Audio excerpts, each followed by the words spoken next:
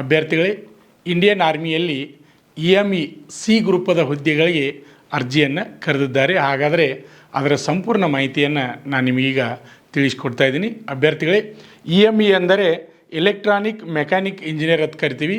ಇಲ್ಲಿ ಏನಪ್ಪ ಅಂದ್ರೆ ಪರ್ಮನೆಂಟ್ ಹುದ್ದೆಗಳದಾವ. ಇಲ್ಲಿ ನಿಮ್ಮ 60 ವರ್ಷ ಸರ್ವಿಸ್ ತನೂ ಸಹಿತ ನೀವು ನೌಕರಿ ಮಾಡುವಂಥ ಒಳ್ಳೆಯ ಅವಕಾಶ ಅದ. ಇಲ್ಲಿ ಒಟ್ಟು ಹುದ್ದೆಗಳು ಎಷ್ಟು ಕರೆದಾರಪ್ಪ ಅಂದ್ರೆ 625 ಹುದ್ದೆಗಳಿಗೆ ಇಲ್ಲಿ ಅರ್ಜಿಯನ್ನು ಕರೆದಿದ್ದಾರೆ. ಅರ್ಜಿಯನ್ನು ಯಾವ ರೀತಿ ಕರೆದಾರ ಅಂದ್ರೆ ಆಫ್ಲೈನ್ ಅರ್ಜಿ ಕರೆದಾರೆ, ಆನ್ಲೈನ್ ಅರ್ಜಿ ಕರೆದಿಲ್ಲ. ಇದು ನಿಮ್ಗೆ ಗೊತ್ತಿರಬೇಕು. ಆಫ್ಲೈನ್ ಅರ್ಜಿಯನ್ನು ಕರೆದಿದ್ದಾರೆ. ಆಮೇಲೆ ನೆಕ್ಸ್ಟ್ ಏನಪ್ಪ ಅಂದ್ರೆ ಇಲ್ಲಿ ವಯಸ್ಸಿನ ಮಿತಿ ಎಷ್ಟೈತಪ್ಪ ಅಂದ್ರೆ 18ರಿಂದ 25 ವಯಸ್ಸು ಒಳಗಡೆ ಇದ್ದಂಥ ಅಭ್ಯರ್ಥಿಗಳು ಕೆಲವೊಂದು ಹುದ್ದೆಗಳಿಗೆ ಅರ್ಜಿಯನ್ನು ಹಾಕ್ಬೋದು. ಅದೇ ರೀತಿಯಾಗಿ 18ರಿಂದ 35 ವಯಸ್ಸಿನ ಒಳಗಡೆ ಇರ್ತಕ್ಕಂಥ ಅಭ್ಯರ್ಥಿಗಳು ಇಲ್ಲಿ ಅರ್ಜಿಯನ್ನು ಹಾಕ್ಬೋದು. ಅದೇ ರೀತಿಯಾಗಿ OBC ಅಭ್ಯರ್ಥಿಗಳಿಗೆ ವಯಸ್ಸಿನಲ್ಲಿ 3 ವರ್ಷಗಳ ಸಡಿಲಿಕೆ ಅದ. ಅದೇ ರೀತಿಯಾಗಿ SC ST ಅಭ್ಯರ್ಥಿಗಳಿಗೆ ವಯಸ್ಸಿನಲ್ಲಿ 5 ವರ್ಷ ಸಡಿಲಿಕೆ ಅದ. ಆಯಾ ಹುದ್ದೆಗಳಿಗೆ ಸಂಬಂಧಪಟ್ಟ ಹಾಗೆ ವಯಸ್ಸಿನ ಮಿತಿ ಬೇರೆ ಬೇರೆ ಅದ. ಅದರ ಸಂಪೂರ್ಣ ಮಾಹಿತಿಯನ್ನು ಅಂದ್ರೆ PDF ಫೈಲನ್ನು ನಾವು ನಮ್ಮ ಡಿಸ್ಕ್ರಿಪ್ಷನ್ ಬಾಕ್ಸ್ನಲ್ಲಿ ಬಿಟ್ಟಿರ್ತೀವಿ. ಅದನ್ನು ನೋಡಿಕೊಂಡು ಸಂಪೂರ್ಣವಾಗಿ ಓದ್ಕೊಂಡು ನೀವು ಯಾವ ಹುದ್ದೆಗೆ ಅರ್ಜಿ ಹಾಕತ್ತೀರಿ ಅನ್ನೋದನ್ನು ತಿಳ್ಕೊಂಡು ನೀವು ಅರ್ಜಿಯನ್ನು ಕಳಿಸ್ಬೇಕಾಗ್ತದೆ. ಅಭ್ಯರ್ಥಿಗಳೇ, ನಿಮ್ಗೆ ಗೊತ್ತಿರಲಿ, ಇಲ್ಲಿ ಏನಪ್ಪ ಅಂದ್ರೆ SSC GD ಈ ಸದ್ಯ ಓದಾತರಿ ಭಾಳಷ್ಟು ಜನ. ಯಾಕಂದ್ರೆ ಫೆಬ್ರವರಿ 4ರಿಂದ SSC GD ಪರೀಕ್ಷೆಗಳು ಪ್ರಾರಂಭವಾಗ್ತಾ ಇದ್ದಾವೆ. ಆದ್ದರಿಂದ ಭಾಳಷ್ಟು ಜನ ಅಭ್ಯರ್ಥಿಗಳು SSC GDಗೆ ಅಭ್ಯಾಸವನ್ನು ಮಾಡ್ತಾಯಿದ್ರಿ. SSC GD ಏನು ಸಿಲಾಬಸ್ ಐತ್ರಲ್ಲೇ ಸೇಮ್ ಸಿಲಾಬಸ್ ಅದ. ಇದರಲ್ಲಿಯೂ ನೀವು SSC GDಯನ್ನು ಅಭ್ಯಾಸ ಮಾಡ್ತಕ್ಕಂಥವ್ರು ಇಲ್ಲಿ ಅರ್ಜಿ ಹಾಕ್ಬೋದು. ಈ ಎಕ್ಸಾಮನ್ನು ಆರಾಮ್ ಈಸಿಯಾಗಿ ನೀವು ಪಾಸ್ ಮಾಡ್ಬೋದು. ಯಾಕಂದರೆ ಇಲ್ಲಿ ನಿಮ್ಗೆ ಗೊತ್ತಿರಲಿ ಏನಪ್ಪ ಅಂದ್ರೆ ಒಟ್ಟು 150 ಪ್ರಶ್ನೆ ಇರ್ತವೆ. ಅದೇ ರೀತಿಯಾಗಿ 150 ಮಾರ್ಕ್ಸ್ ಅದ. ಇಲ್ಲೂ ಸಹಿತ ಹೆಂಗೈತಪ್ಪ ಅಂದ್ರೆ ನೆಗೆಟಿವ್ ಅದ. ನೆಗೆಟಿವ್ ಯಾವ ರೀತಿ ಐತಪ್ಪ ಅಂದ್ರೆ 0.25 ಇಲ್ಲಿಯೂ ನೆಗೆಟಿವ್ ಅದ.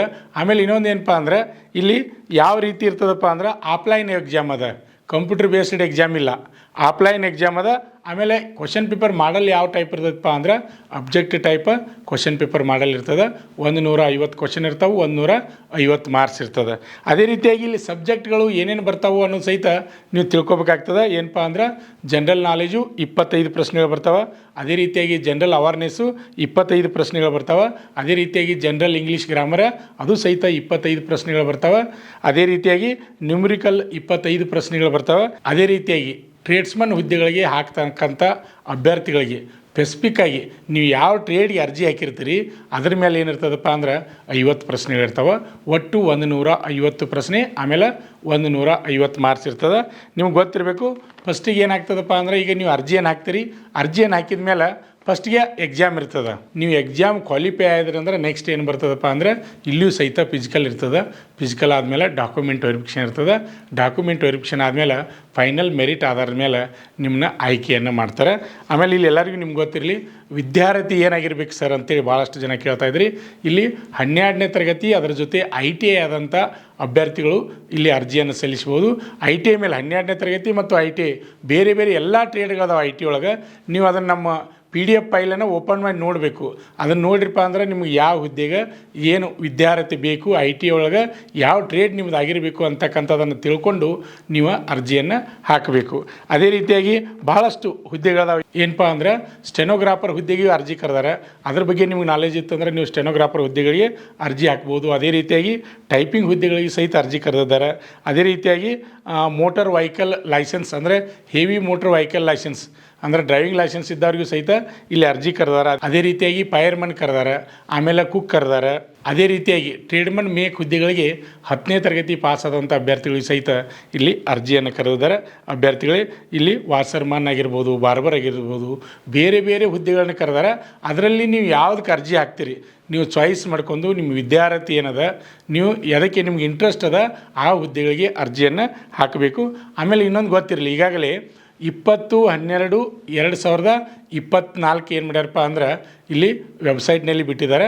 ಇಲ್ಲಿ ಟೈಮಿಂಗ್ ಹೆಂಗೆ ಕೊಟ್ಟಾರಂದ್ರೆ ಅರ್ಜಿ ಹಾಕೋ ಕೊನೆಯ ದಿನಾಂಕ 20/12/2024ರಿಂದ 21 ದಿನದ ಒಳಗಾಗಿ ನೀವು ಅರ್ಜಿಯನ್ನು ಹಾಕಬೇಕಂದ್ರೆ ಅದಕ್ಕೆ ಈಗಾಗಲೇ ಈಗ ಮುಗೀತು. ನಿಮ್ಗೆ ಗೊತ್ತು ಇವತ್ತು ತಾರೀಕು ಅಷ್ಟೇ ನೋಡಿರಿ, ಈಗಾಗಲೇ 7-8-10 ದಿನ ಹೋಗ್ಯದ. ಇನ್ನು ನೆಕ್ಸ್ಟ್ ನಿಮ್ಗೊಂದು ಇನ್ನೊಂದು 10 ದಿನ ಟೈಮ್ ಅದ. ಅಟ್ರಾಗಿ ನೀವು ಏನು ಮಾಡಬೇಕಪ್ಪ ಅಂದ್ರೆ ಅರ್ಜಿಯನ್ನು ಸಲ್ಲಿಸಬೇಕಾಗ್ತದೆ.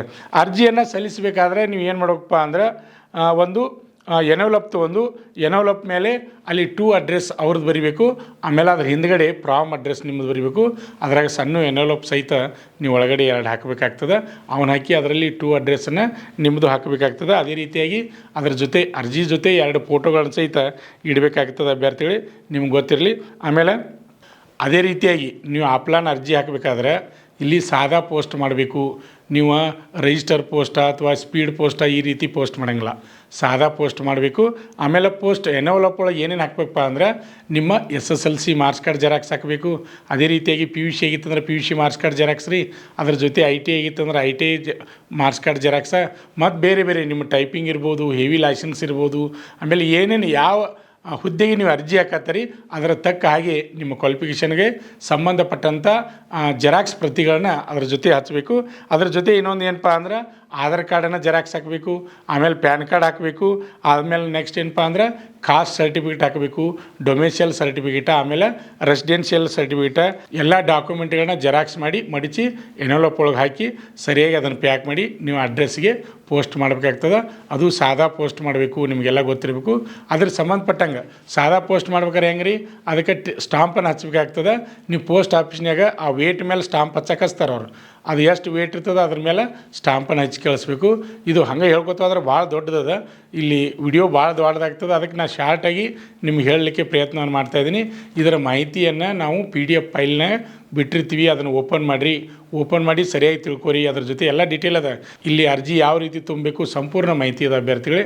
ಅದನ್ನು ತಿಳ್ಕೊಂಡು ನೀವು ಅಡ್ರೆಸ್ ಎಲ್ಲಿಗೆ ಪೋಸ್ಟ್ ಮಾಡಬೇಕು ಎಲ್ಲ ಅದ. ಆದ್ದರಿಂದ ಅಭ್ಯರ್ಥಿಗಳು ಯಾರಾದರೂ ಅರ್ಜಿ ಹಾಕೋರಿದ್ರೆ ಅರ್ಜಿ ಹಾಕಬೇಕು. ಇದು ಆನ್ಲೈನ್ ಅರ್ಜಿ ಹಾಕೋಂಗಿಲ್ಲ, ಆಫ್ಲೈನ್ ಪೋಸ್ಟ್ ಆಫೀಸ್ಗೆ ಹೋಗಿ ನೀವು ಅರ್ಜಿಯನ್ನು ಹಾಕಬೇಕು ಅಭ್ಯರ್ಥಿಗಳೇ. ಈ ವಿಡಿಯೋ ಇಷ್ಟವಾದರೆ ಲೈಕ್ ಮಾಡಿ, ಹಾಗೆ ನಿಮ್ಮ ಸ್ನೇಹಿತರಿಗೆ ವಿಡಿಯೋನ ಶೇರ್ ಮಾಡಿ. ಇನ್ನೂ ಯಾರು ನಮ್ಮ ಯೂಟ್ಯೂಬ್ ಚಾನಲನ್ನು ಸಬ್ಸ್ಕ್ರೈಬ್ ಮಾಡಿಲ್ಲ ಅಂಥವರು ಈ ಕೂಡಲೇ ಸಬ್ಸ್ಕ್ರೈಬ್ ಮಾಡಿ ಪ್ರತಿನಿತ್ಯ ಬರ್ತಕ್ಕಂಥ ವಿಡಿಯೋವನ್ನು ವೀಕ್ಷಣೆ ಮಾಡಿ. ವಿಡಿಯೋವನ್ನು ವೀಕ್ಷಣೆ ಮಾಡ್ತಕ್ಕಂಥ ತಮ್ಮೆಲ್ಲರಿಗೂ ಧನ್ಯವಾದಗಳು.